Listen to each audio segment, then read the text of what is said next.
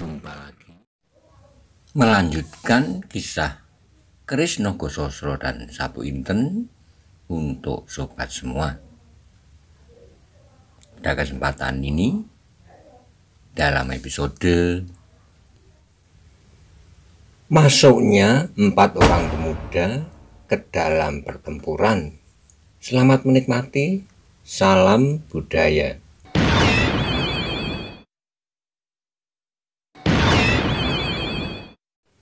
Pada episode sebelumnya dikisahkan Wonomarto dan Sendang Papat menghadapi beberapa puluh orang Bayu Biru dan terkulung di tengah lapangan. Mereka berusaha untuk melawan dari keroyokan laskar dari Pamingit itu. Bagaimana kisah selanjutnya? Simak bersama-sama. Monggo kula aturi subscribe, like, komen, soho share, matur nuwun.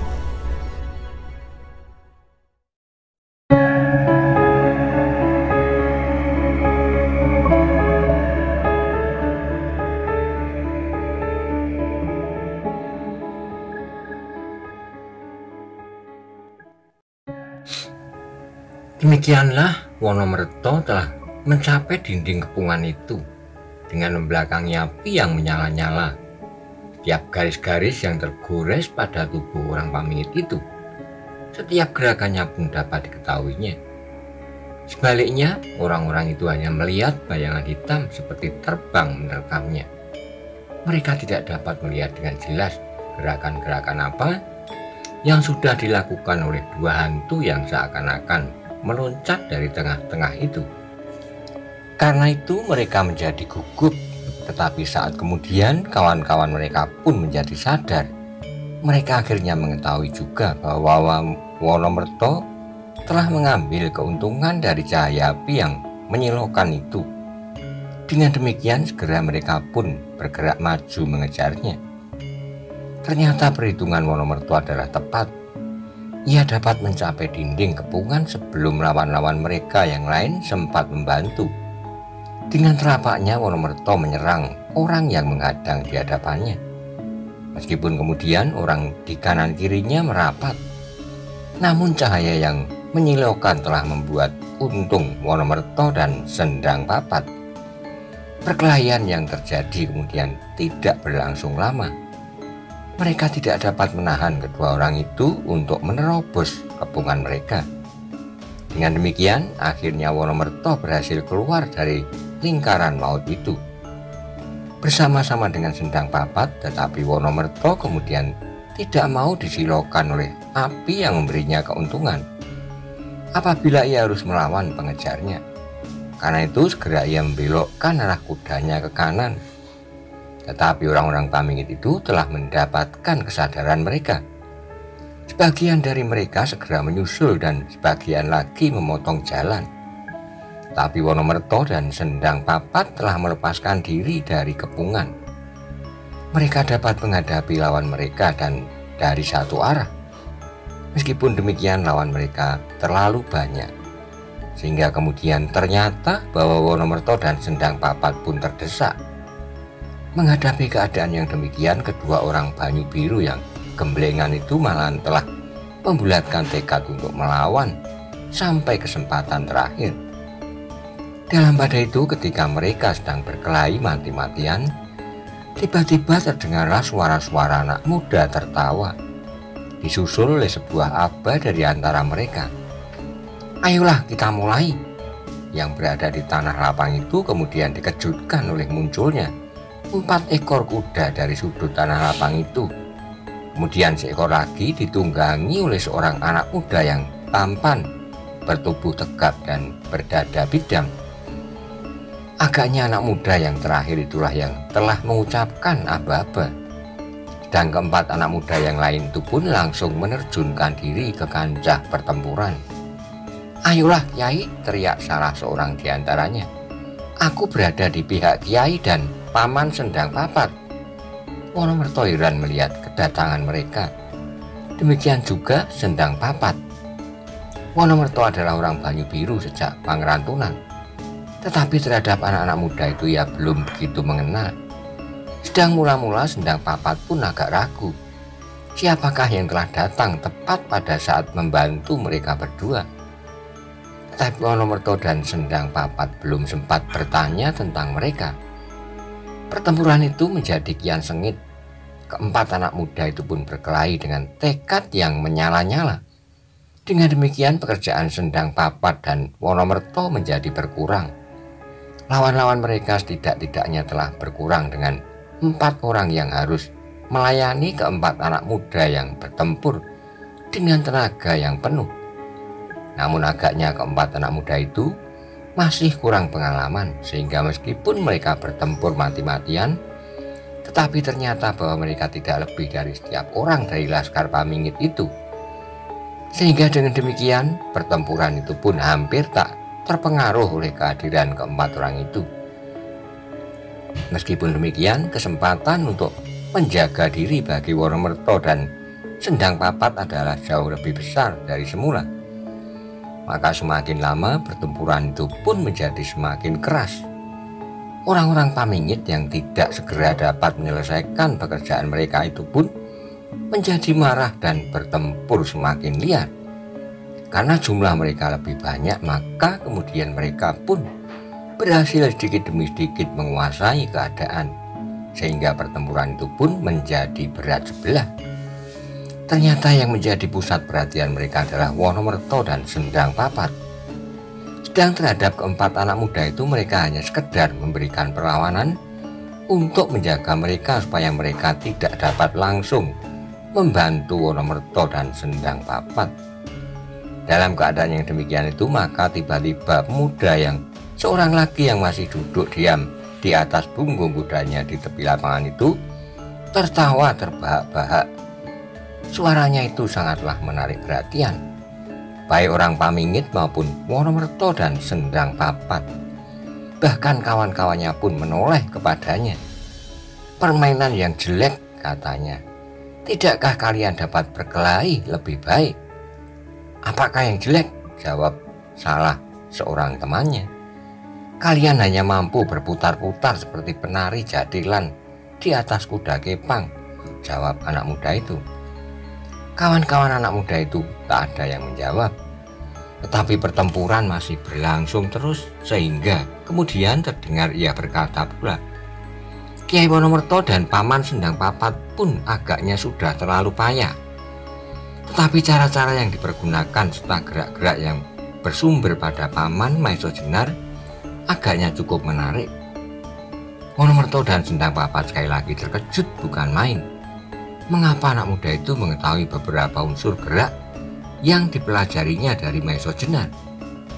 Kemudian terdengarlah anak muda yang gagah tampan itu meneruskan, "Tetapi sayang bahwa Paman Sendang Papat kurang berhasil mengambil keuntungan dari gabungan ilmu Ki Ageng Supit Wonokerto dengan ilmu dari perguruan Pengging." Sendang Papat menjadi semakin heran. Ia belum pernah mengenal Ki Ageng Supit dari Wonokerto, sedang yang dikenalnya hanya Wonomarto.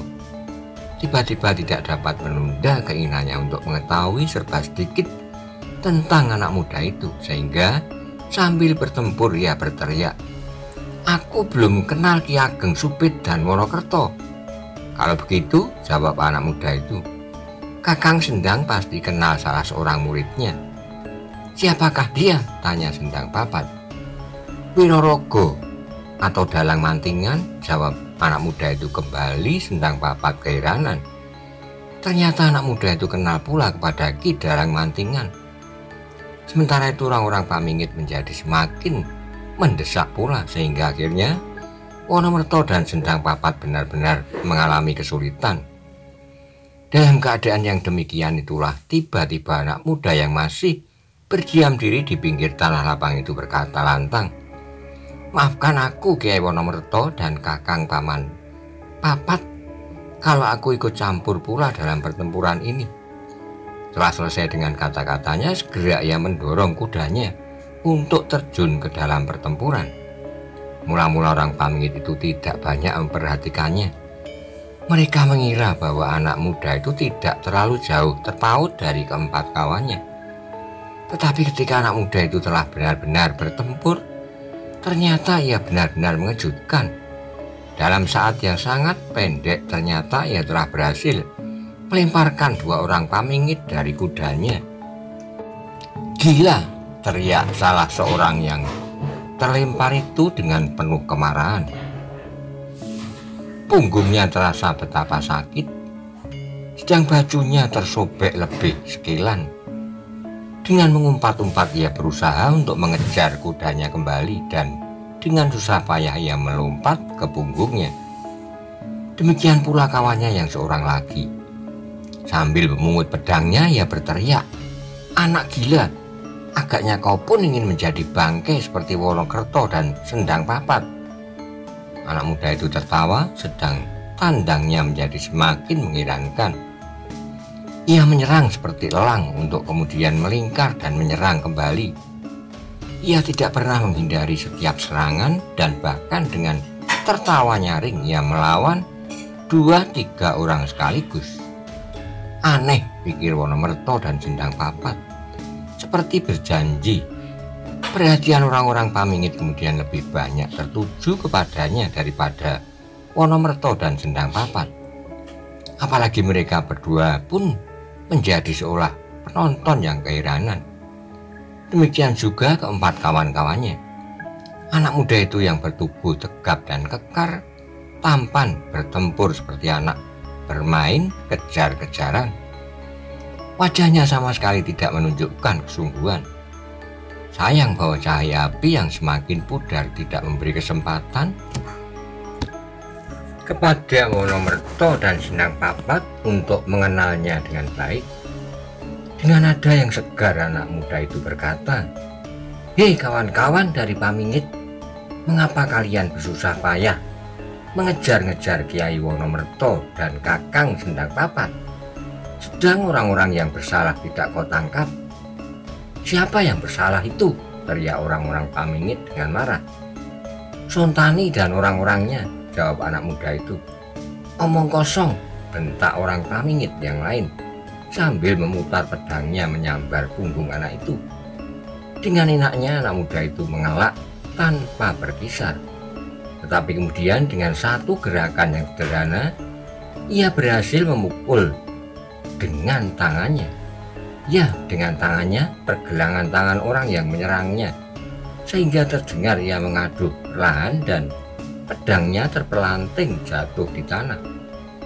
Orang itu menggeram marah, tetapi ia memacu kudanya menjauhi anak muda itu. Sebelum ia berhasil mendapatkan sebilah pedang, yang lain dipungutnya dari seorang kawannya yang telah terbaring di tanah. Anak muda itu masih bertempur dengan lincahnya. Wonomerto dan Sendang Papat seolah-olah terbebas sama sekali dari perkelahian itu. Mereka kini tinggal menghadapi seorang-seorang, sedang yang lain lebih banyak mencari perhatian untuk menjatuhkan pemuda itu lebih dahulu. Dengan tertawa, anak muda itu kemudian terdengar berkata, "Hei kawan-kawan Pamingit, demikianlah kira-kira yang akan kalian alami kalau kalian pada suatu saat terpaksa bertempur melawan Aryo Saloko." Seorang dari anak muda itu mengulangi kata-katanya, "Aryo Saloko." Sedangkan dalam hati Wonomerto dan Sendang Papat tertarik pula pada kata-kata itu. Ya, Aryo Saloko dapat bertempur jauh lebih baik lagi.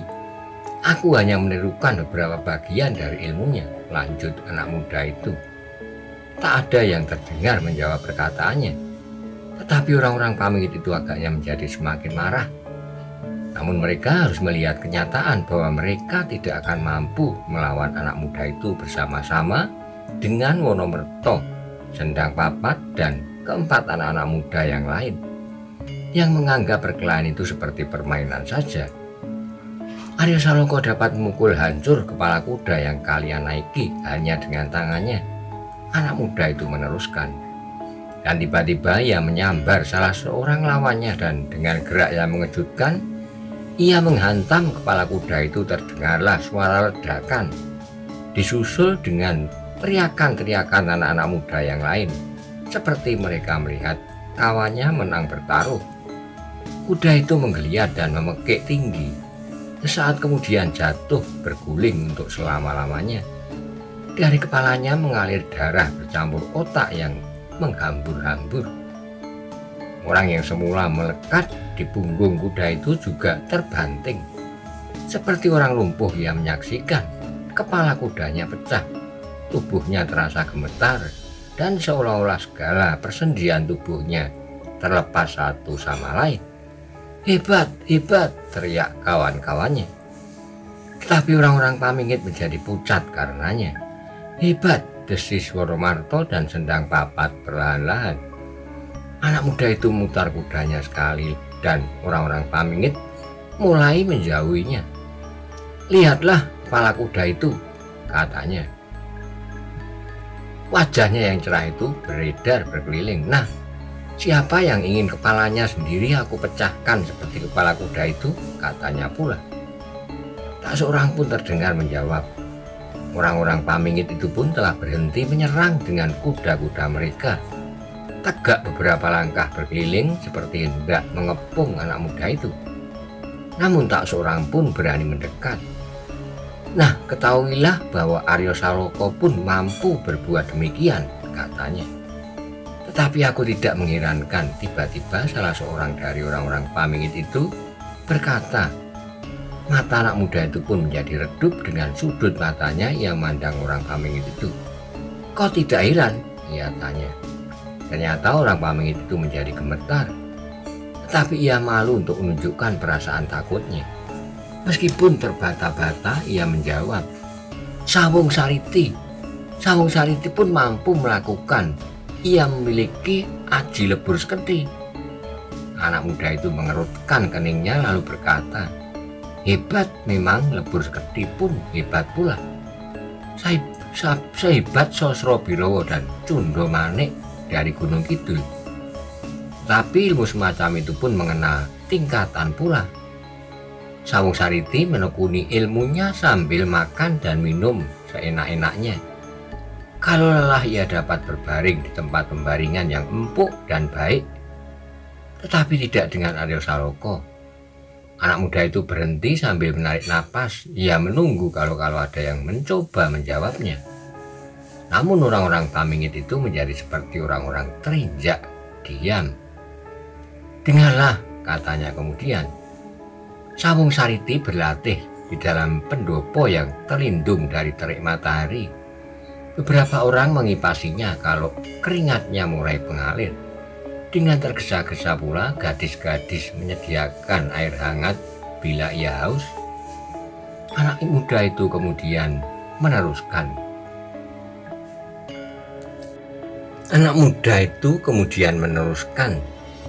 Tetapi apa yang terjadi dengan Aryo Saloko? Ia mesudiri sejadi-jadinya dalam masa pembajaan.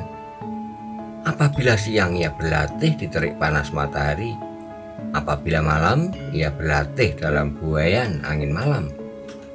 Kalau ia lelah ia membaringkan dirinya beralas rumput berselimut langit. Kalau ia haus, minumlah ia air hangat yang baru memancar dari sumbernya. Sedangkan kalau ia lapar, dengan sabarnya ia menunggui perapian di mana ia merebus jagung atau ketela pohon. Di samping itu ia memperkuat tubuhnya dengan bekerja keras. Ia mencangkul di antara para petani, berjuang melawan ombak dan badai di antara para nelayan. Nah, katakan sekarang, hai orang-orang Pamingit, siapakah yang kira-kira akan lebih kuat dan masa menguasai ilmunya? Aryo Saloko atau Sawung Sariti? Lanjut anak muda itu. Tak ada jawaban. Orang-orang Pamingit itu masih diam. Beberapa orang menjadi semakin pucat. "Tidakkah ada yang dapat menjawab?" tanya anak muda itu pula. Lalu tiba-tiba sambil menunjuk kepada orang yang semula memperbandingkan Aryo Saloko dan Sawung Sariti, anak muda itu bertanya, "Hei, kau yang membanggakan anak lembu Soro, jawablah manakah yang lebih masak, lebur seketi yang dibumbui dengan pemanjaan diri, apakah Sosrobirowo yang diarasi oleh penderitaan lahir dan batin, namun dijiwai oleh ketawakalan dan pasrah diri kepada Tuhan Yang Maha Esa? Orang yang ditunjuk itu pun menjadi semakin ketakutan. Terasa lututnya bergetar dan mulutnya tiba-tiba seperti terkunci. "Tidakkah kau bisa menjawab?" tanya anak muda itu pula. Namun orang itu pun benar-benar tak mampu menjawab. Karena itu terdengarlah anak muda itu tertawa. "Jangan takut," katanya. "Aku tidak akan membunuh seorang pun di antara kalian apabila tidak berbuat hal-hal yang tak aku kendaki." Anak muda itu diam saat lalu meneruskan, "Ketahuilah dan rasakanlah kebenaran kata-kataku. Ilmu yang bagaimanapun dahsyatnya, tetapi ia tidak diterapkan dalam pengabdian yang benar, ia sama sekali tak berarti. Bahkan ia akan menjadi jauh lebih berbahaya dari segala macam ilmu." Sebaliknya, Aryo Saloka telah menempatkan dirinya dalam kancah penderitaan lahir batin dengan suatu keyakinan bahwa berbahagialah mereka yang menderita, sebab dengan demikian ia akan dapat menempatkan dirinya dalam pengabdian untuk mereka yang menderita. Dalam tempat itulah Aryo Saloka akan mempergunakan ilmunya, dan tidak mustahil bahwa pada suatu ketika Aryo Saloka akan berdiri berentang muka dengan Sawung Sariti, masing-masing dengan Sosrobirowo dan Lebur Seketi, tetapi Lebur Seketi yang telah dinodai. Ketika anak muda itu diam untuk sesaat, lapangan itu dicengkam oleh kesepian. Suara api telah lama berhenti dan nyalanya pun telah menjadi semakin pudar. Kalau begitu, akhirnya anak muda itu berkata pula, "Tinggalkan tempat ini, katakan kepada Laskar Pamingit yang lain bahwa Aryo Saloka akan datang. Katakan bahwa seorang anak muda telah mempertunjukkan ilmu Aryo Saloka itu. Bagian kecil saja, bab Aryo Saloka tidak saja dapat memecahkan kepala kuda, tapi batu sebesar kepala kuda itu pun dia bahkan dapat memecahkannya." Mendengar kata-kata itu, mulailah Laskar Pamingit gelisah. Mereka yang bagaimanapun juga adalah laskar-laskar yang dipercaya agak malu untuk begitu saja meninggalkan tugasnya. Karena itulah maka anak muda itu membentak, "Mengapa kalian belum juga pergi? Apakah kalian masih ingin melihat pertunjukan yang lain? Pergilah, kenangkanlah di dalam dadamu. Kalau Aryo Saloka mampu berbuat demikian, apakah yang akan dapat dilakukan oleh gurunya, Maesa Jenar?" Sekarang orang-orang Pamingit itu tidak menunggu perintah untuk ketiga kalinya. Ketika salah seorang dari mereka menarik kekang kudanya dan kemudian memutarnya, yang lain-lain pun segera berloncatan meninggalkan tanah lapang yang mengerikan itu. Saat kemudian tinggallah Wonomerto, Sendang Papat, anak muda yang perkasa itu dan keempat kawannya. Dalam cengkaman keheranan, Wonomerto dan Sendang Papat tertegun seperti tonggak batu. Mereka tersadar ketika anak muda itu mendekati mereka sambil berkata, Paman Wonomerto, sebaiknya Paman meninggalkan tempat ini. Siapa tahu bahwa Laskar Pamingit akan kembali dengan kekuatan yang lebih besar. Meskipun barangkali aku masih dapat melindungi Paman dan Kakang Sendang Papat, meskipun seandainya Lembu Soro sendiri yang datang, namun perbuatan itu sama sekali kurang bijaksana. Bukankah Paman mendapat kesempatan untuk pergi sekarang? Ya, Nger, jawab Wonomerto terputus-putus. Aku ucapkan terima kasih yang tak terhingga. Paman dapat mempergunakan kuda-kuda kami untuk kawan-kawan Paman dan Kakang Sendang Parapat. Tinggalkan kota ini sebelum matahari terbit, supaya Paman tidak banyak mengalami gangguan serta kemungkinan-kemungkinan yang berbahaya dapat dikurangi. Anak muda itu meneruskan. Baik, baik Nger, jawab Wonomerto yang seolah-olah merasa dirinya betapa bodohnya. Tiba-tiba ia teringat pada keinginannya untuk mengetahui siapakah pemuda yang aneh itu, yang memiliki keperkasaan yang luar biasa. Katanya kemudian, tetapi perkenankanlah aku mengetahui siapakah angger-angger ini semuanya. Anak muda itu tersenyum, jawabnya. Paman tidak perlu mengenal aku.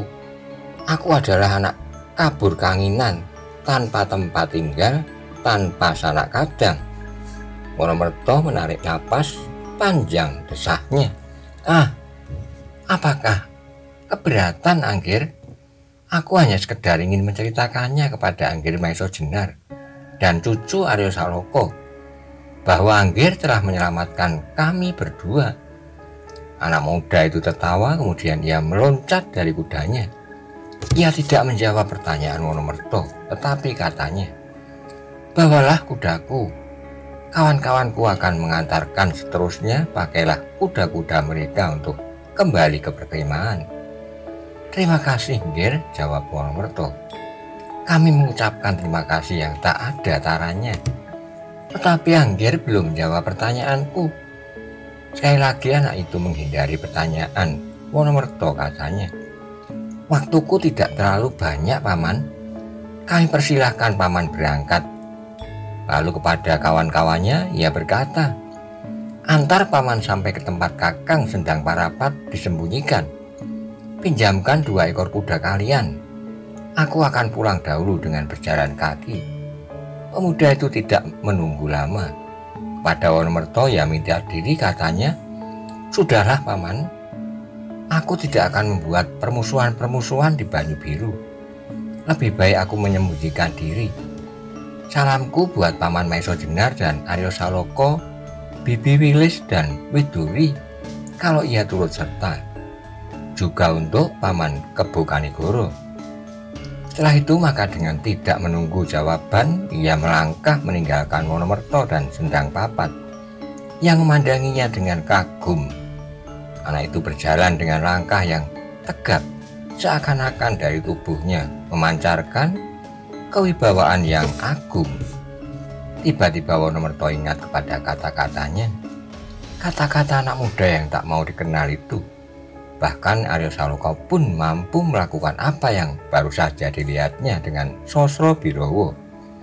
Karena itulah ia menjadi bangga dan berbesar hati. Meskipun Aryo agak lebih muda dari anak yang aneh itu, namun ia yakin bahwa Aryo Saloko pun akan mampu menggemparkan orang-orang Pamingit kelak. Marilah Paman, tiba-tiba seorang dari anak muda yang 4 itu mengajaknya. Wonomerto terkejut seperti orang tersadar dari mimpinya. Ia menjawab tergagap, marilah Angger. Saat kemudian berjalanlah iring-iringan kuda itu ke rumah Prono, tempat Sendang Parapat disembunyikan. Sendang Papat menggandeng kuda anak muda yang tak mau dikenalnya, sedang Wonomerto duduk dengan muka tunduk. Tiba-tiba seperti orang teringat sesuatu, Wonomerto bertanya, anak-anak muda, siapakah sebenarnya kalian ini? Mereka berempat tersenyum bersama-sama. Salah seorang dari mereka menjawab, kami adalah anak-anak Banyu Biru saja, Kiai. Wonomerto menarik napas kecewa. Anak-anak itu pun agaknya tidak mau menyatakan diri mereka. Ia menjadi heran mengapa hal itu disembunyikan. Apakah mereka takut pembalasan dendam dan dari orang-orang Pamingit? Dan bukankah ia bukan orang Pamingit? Dan bukankah anak muda yang pertama tadi tidak takut kepada Lembu Soro sekalipun? Alangkah hebatnya seorang yang masih semuda itu telah memiliki ilmu yang dapat dijajarkan dengan ilmu Lembu Soro. Tetapi Wonomerto tidak bertanya lagi. Ia merasa bahwa hal itu akan berguna. Kenangannya kemudian bergeser kepada Sendang Parapat. Mudah-mudahan ia mendapat pertolongan. Perjalanan mereka tidak memerlukan waktu lama. Rumah Prono tidak begitu jauh dari tanah lapang itu.